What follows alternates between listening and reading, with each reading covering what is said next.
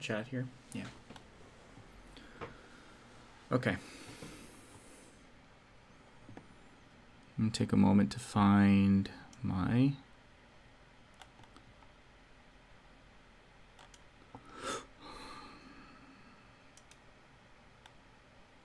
It's a little much. Me with BG, no events. Ooh, that's good.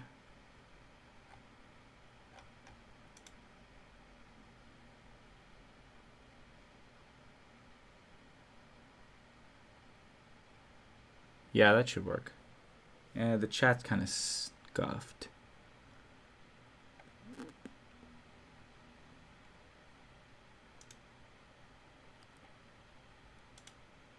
Let's just bring this up to the...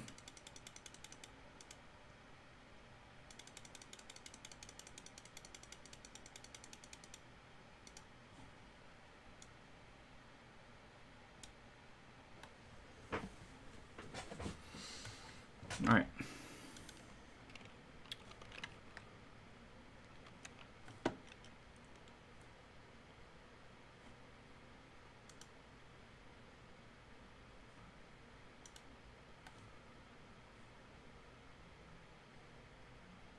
Is my Twitch working? It says I'm on Twitch. Yeah, all right.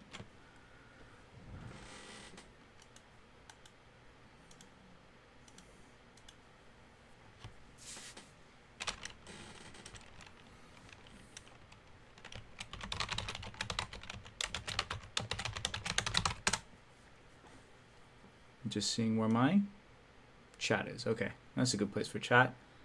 I haven't used this scene in a while on OBS. Move this over here. Let's put a candle up. Okay.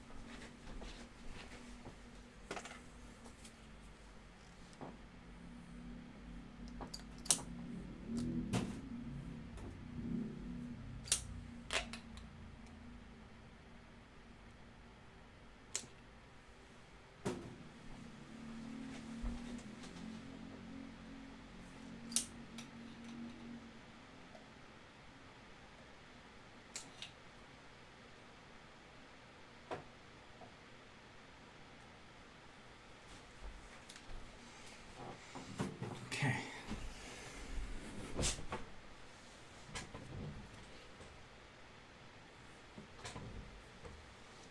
Just making sure the candles aren't in my Right.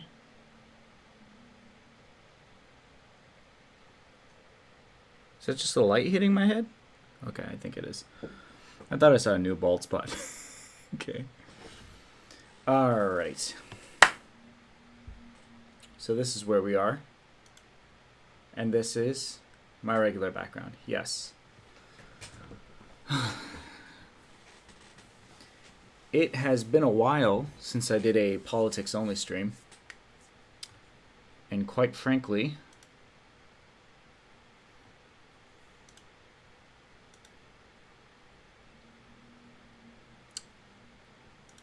okay, a lot of this is going to be off the cuff, to be frank.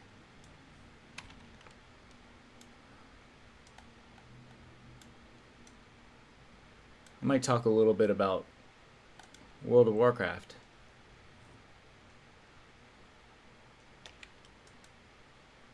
But not too much. WoW streams are a thing of the past for the time being, I guess.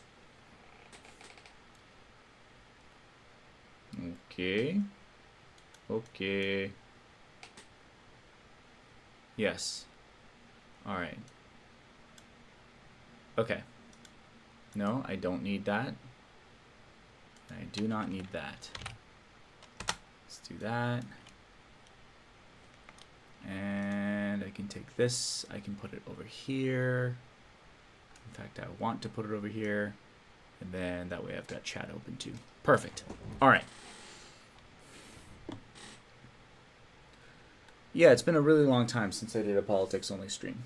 I obviously am always doing politics when I'm streaming, on and off intermittently.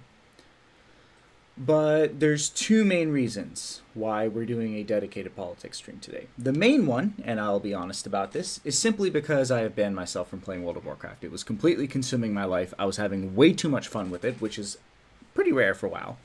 But hardcore WoW, the problem with hardcore WoW is not just that it's extremely addictive, it's that it's so much fun. It's crazy fun. It was so much fun. And the thing I rely on WoW to do in order to get me to stop playing it is to suck. Because WoW usually is just not fun. So you play enough WoW and then you're just like bored of it. And if you're not giga addicted, then I can just, well, for me, I can just be like, oh, I'm not enjoying this. I'm going to log off. And that's what stopped me from playing hardcore WoW the first time, was I really wasn't having fun trying to min-max every single character. So the first time I stopped playing hardcore WoW, it was specifically because I was running a bank character. I was saving up all of my gold, and then I was using it to bankroll like big twink items and stuff.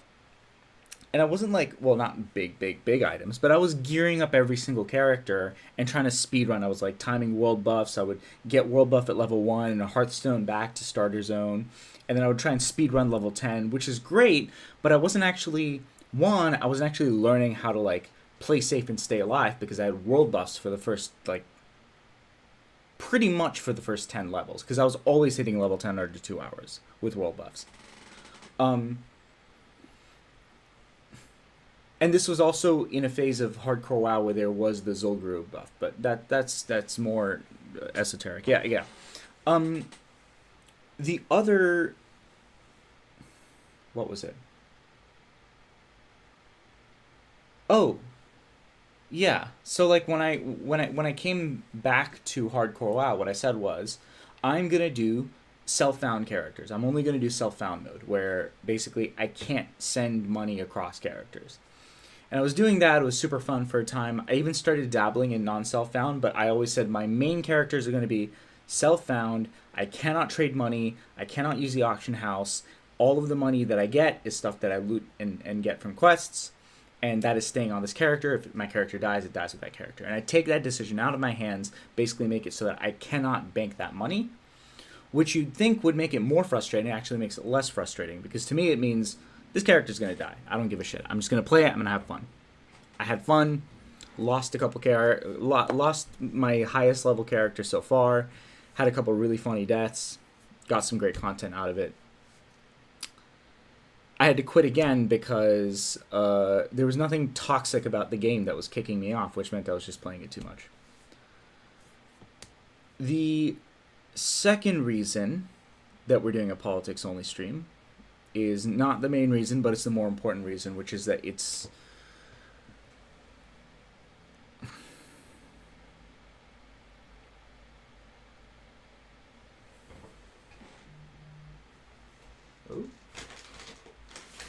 squirrel. I'm just seeing if it's a urgent text.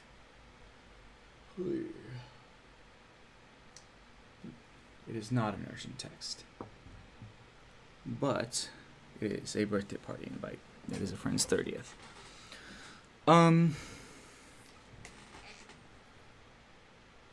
The second reason we're doing a politics only stream is that sometimes things require your full attention, and sometimes things require a dedicated focus. We're not in a good time. I think everyone who is remotely connected and wired in to what's happening in our politics, or is even vaguely liberal, or isn't like a hardcore Trump supporter understands that this is not a good moment. And I think a lot more people in the first Trump administration, partly because it's so much worse this time, are understanding just how bad a moment it is. You know? Like, if you're, like, the travel ban in 2017 was, like, that was the worst it got in terms of overtly fascistic expansions of like an authoritarian state, right? There were obviously constant reaches, constant little things that he was trying to do. The way that he staffed the administration was all with the intent of setting up something like what is happening now. But it was all very, oh, my attorney general is one of the pioneers of unitary executive theory, which is like the theory that the president should be the uniquely empowered, should have singular, like basically authoritarian power. The unitary executive theory is the idea that the executive branch should have power that supersedes all of the other branches of government. It is essentially the desire to establish the United States as a monarchy. I'm going to blow out that candle because I just remembered that there's a lot of black soot that gets into this room if I burn too many candles.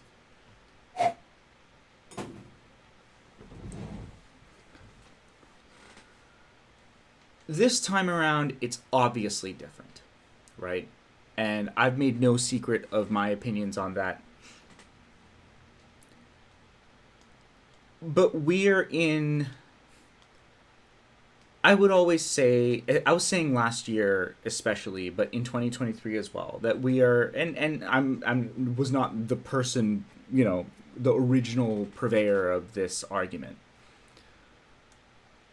But I was one of many, many, many, many people saying last year and in 2023 that the United States is in a sort of Weimar moment. We're in a period where, we are in a period where we are facing a backlash. One, we're facing a backlash fueled mostly by economic angst, to the most progressive period in our country, in our global culture's history. Which, by the way, is nothing special. Every moment overall, if you throw a rock across the timeline of existence, of human existence, you will hit a point that is more progressive than every other moment before it, with the exception of certain moments like this one right now. It's very rare that people regress. I don't know about rare, but it is not the natural progression of humans to regress in our pluralism, in our acceptance of other ideas, in our tolerance of other cultures. But this is very much that moment, right? And that's what I was saying, that's what a lot of people were saying in 2023, 2024, is that economic angst will always drive this kind of regressive mentality. And if we do not address the material conditions that are causing people to look for enemies, we are going to be facing a much more empowered right-wing movement. And that's exactly where we are now. What I wasn't expecting was that less than 2 months, within less than 2 months of the new Trump administration, that they would have gone full Hitler, which they literally have. Like, we are living in the second or third stanza of a Niemöller poem, of the first They Came for the Socialists, and I did not speak out.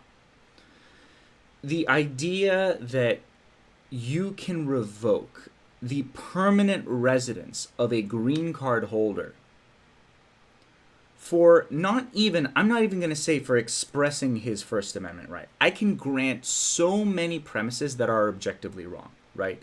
I can grant the premises of things that this man believes, which are presented without evidence, And there are claims that have been made about what he said that have no evidence to them.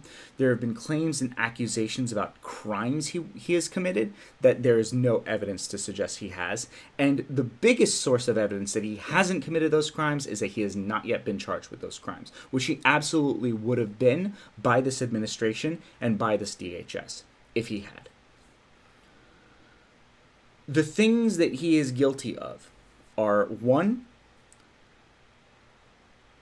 offenses, violations of law that are consistent with civil disobedience. Sit-ins in institutional halls that he was, I guess, the closest thing to credible. I don't even know if there's evidence for this, but he was involved in the Hamilton Hall takeover, which was basically the event last year where protesters at Columbia took over a residence hall called Hamilton Hall and officially renamed it to Hind's Hall, named after Hind Rajab, who was assassinated with her family by Israeli security forces. A 6-year-old, there were hundreds of bullets fired into the car that she was in. There was, I think, records of a phone call, like begging, screaming for help, or some recording. And the IDF basically pumped the car full of bullets and assassinated her. A 6-year-old child. And so Hamilton Hall was taken over by protesters. It's a very common thing for like aggressive protests to do. It is an act of civil disobedience, right? And it is like the next level of a university building sit-in, which I have also seen. I've seen at my own alma mater, and I've seen how administrations try and react to that, which is they call police, they try to have them removed, they threaten people with expulsion and suspension. That is all a precursor to what I'm going to talk about now. So there was an accusation that he was involved in that, which, yes, that probably would have been some kind of civil or criminal offense, I'm not sure. But it is in the line of the tradition of protest. And the idea is, I am going to do these things, I'm going to engage in these acts of civil disobedience, and then I'm going to, if I get arrested, I get arrested. If I go to jail, I go to jail. And that's also part of the activist tradition, which is that you commit crimes or not commit crimes, but like specifically you do things that are not necessarily legal, that are demonstrations against institutions, not against people. And then you pay the legal repercussions for those, like you go to jail or you pay a fine or things like that. Or you challenge the fine in court and then you go to jail, right? Going to jail as an activist is a time-honored tradition, and most activist leaders embrace it. This is supposed to be what activism is, right? Which is, you do the crime, you do the time, and you do it publicly, and you do it as a gesture.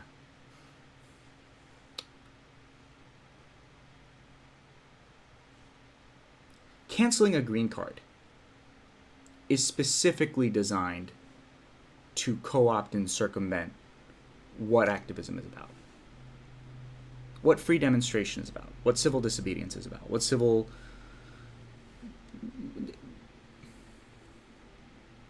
literally how the civil rights movement progressed and flourished. It is a massive escalation. It is a massive escalation of literal fascism, one in terms of the fact that it's first being done against a Muslim, that is first being done against a brown person, and that is first being done against a Palestinian American. He's not of American nationality, but he's a legal resident of this country, legal permanent resident of this country. I don't even care that he has a pregnant wife. Well, I do. It makes it even more fucked up. I don't even care that he is actually like reported as a extremely decent and loving human being by like everyone who has known him, from every single solidarity organization, from Palestinian American organizations to Jewish organizations to student organizations to labor organizations. He's a labor organizer as well. These are all, good bits of context. But if he was a horrible person who expressed support for terrorist groups and engaged in objectively condemnable acts of protest, such as harassing students, threatening students. Oh, by the way, everything I'm saying are things he has been accused of. accusations for which no evidence has been provided, and context where all the context provided has shown that these accusations have no credibility, right?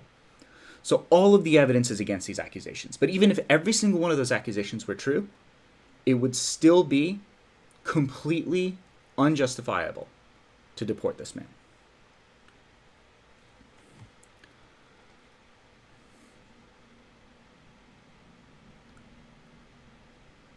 This should be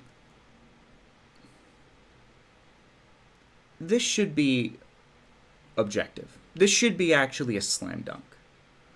This should be, and by the way, I would actually 100% bite the bullet, that if a person walked into a university hall and said that, and, I quote, every single Indian American or every single leftist or every single person of color or any identity that I'm a part of, and called for the genocide of any identity to which I belong, would I support the revoking of that person's permanent residence? Absolutely not. Would I support the revoking of that person's citizenship? Fuck no.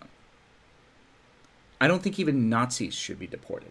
And the reason for that is not because I care what happens to Nazis. It's not because I care what happens to genocidalists. I don't, generally, broadly speaking. The reason for that is you simply should not allow your government, you simply should not allow the state the power to revoke legal status, permanent legal status, on the basis of domestic crimes committed. Like,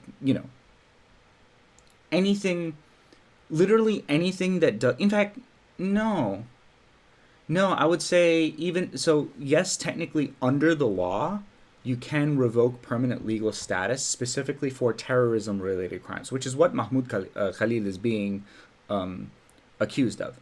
And terrorism-related crimes doesn't mean committing crimes while also expressing support for terrorism. That's an incredibly stupid and legally illiterate way to read the law. Terrorism-related crimes means directly, financially, or materially supporting acts of terrorism or terrorist organizations, which is an incredibly high bar to pass. And it's also a very simple, accusation to make. You have to say, oh, yeah, even that I don't think should be grounds for deportation, because obviously the definition of terrorism is terrorism is a political term. It is politicized specifically with the goals of advancing political agendas. Which is not to say that some organizations deemed as terrorist aren't terroristic. That what I would consider to be terrorism, that plenty of organizations are. Which is not to say also that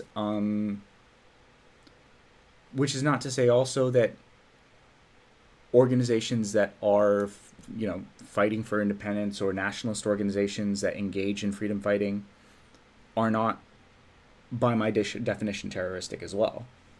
But specifically that the definition of terrorism is extremely politically subjective, or at least it is extremely politicized in a subjective manner, such that there's so many different things that people do actively support, both in this country and outside of this country.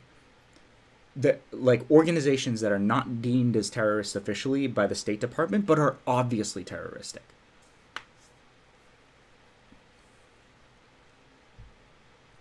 So it's a flawed definition. But even beyond that, if it was an objective definition, you still shouldn't be deported for supporting terrorist organizations. You should be put in jail. I think it's justifiable for financial assets that are being used to support in this hypothetically objective definition of terrorism. I think you should be able to freeze financial assets that are being used to support terrorists.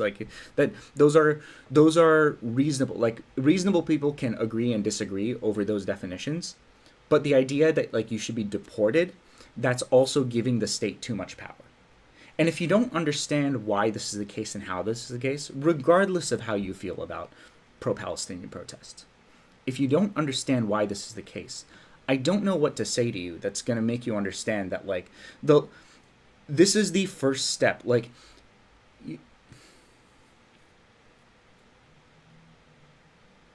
it's not about, well, it is about the fact that, like, whenever a state does this, it's more often than not the first step in massive expansions of executive power.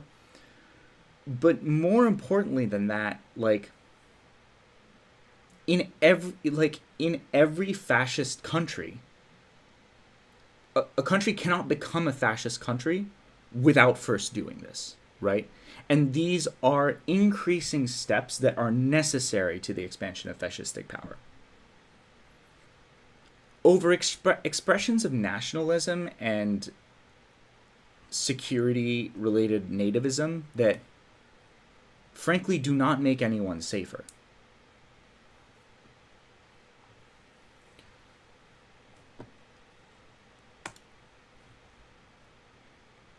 So let's talk about this.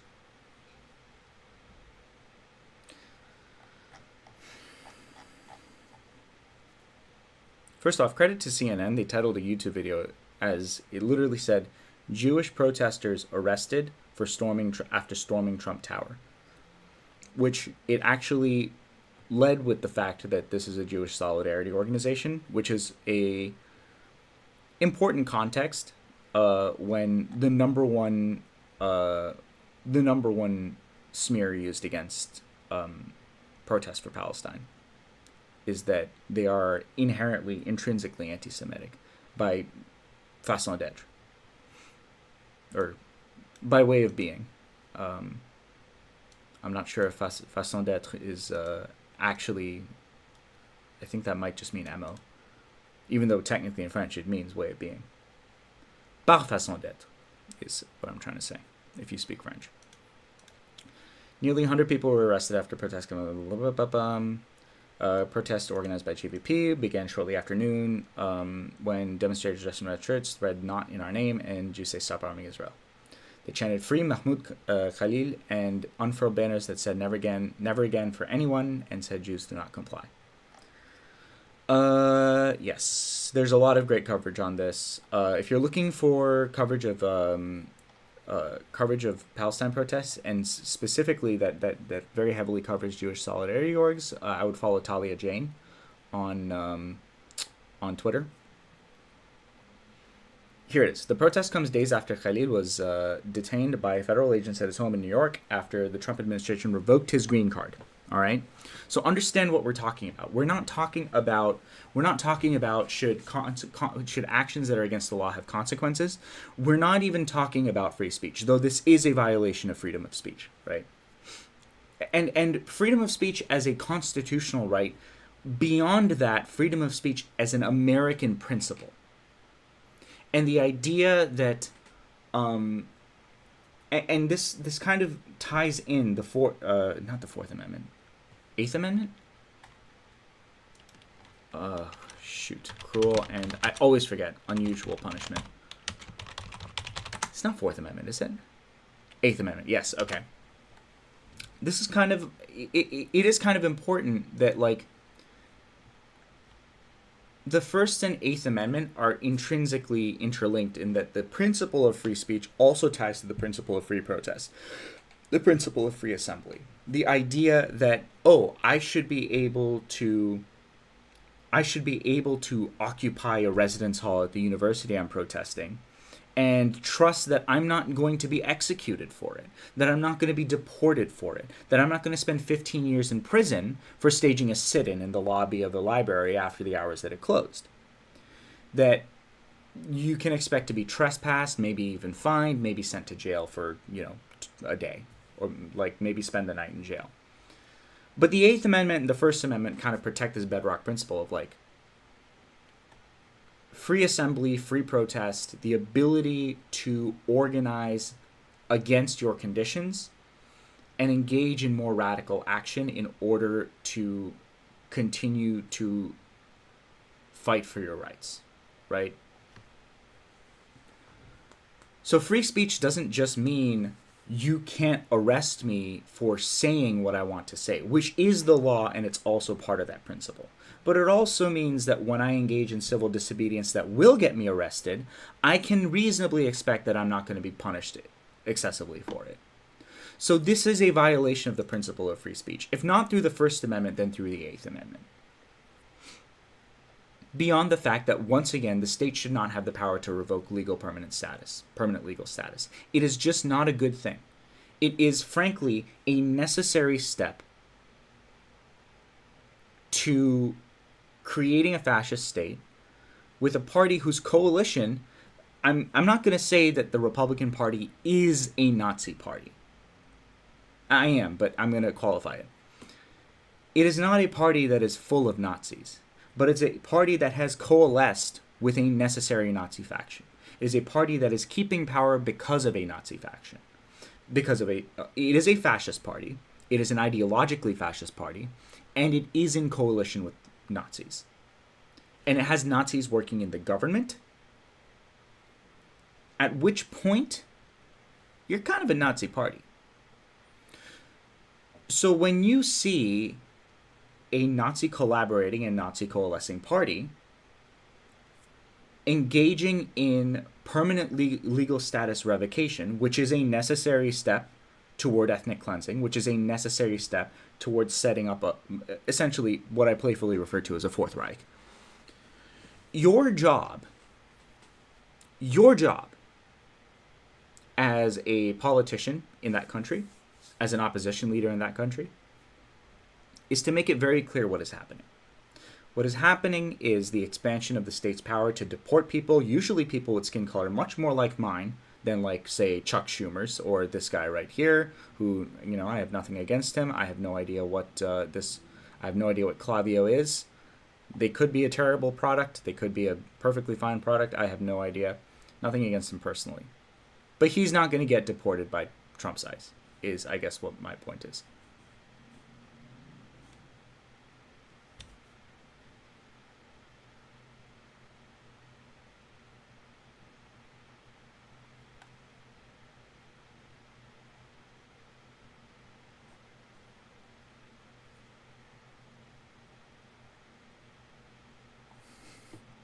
Are we still there?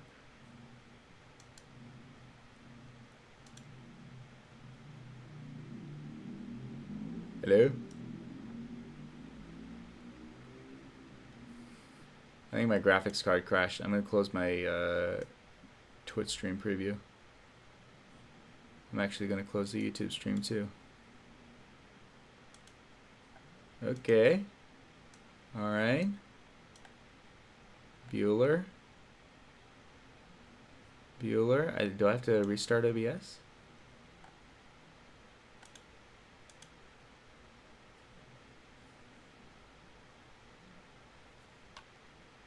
So I always respect people who enter into the arena. I have no idea if the stream's even live.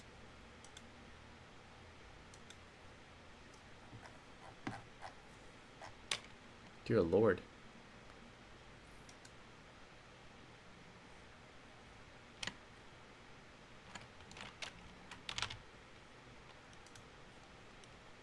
I might have to restart OBS. Okay. So I'm just live.